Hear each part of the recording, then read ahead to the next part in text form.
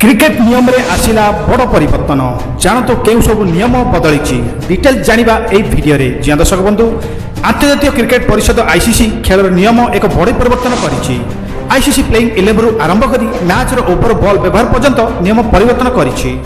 क्रिक बज रे प्रकाशित एक रिपोर्ट अनुसार एही विश्व टेस्ट चैंपियनशिप डब्ल्यूसी फाइनल पर टेस्ट क्रिकेट रे एही नूतन नियम लागू हेबो।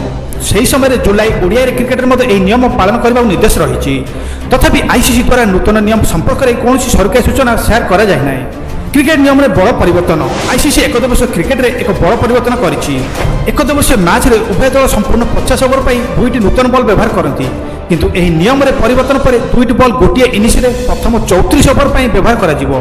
କିନ୍ତୁ 34 ଓଭର ପରେ ବୋଲିଂ ଦଳକୁ ଗୋଟିଏ ବି ବଲ୍ ବାଛିବାକୁ ପଡ଼ିବ ଏବଂ ଅନ୍ୟ ବଲ୍କୁ ରିଜର୍ଭରେ ରଖାଯିବ।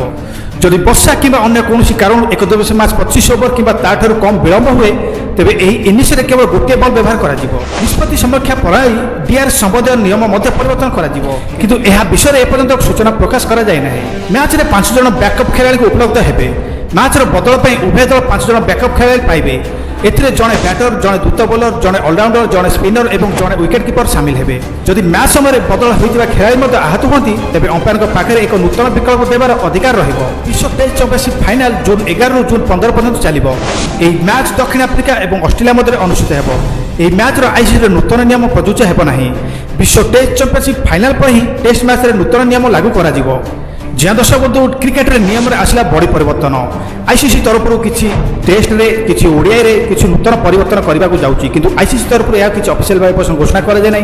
किंतु क्रिक बज रिपोर्ट अनुसार किसी नियम एमती रही सोशल मीडिया भाइराल होगा लगी किसी तथ्य बाहर को आसी जहाँ आपको भिडियो जनइली।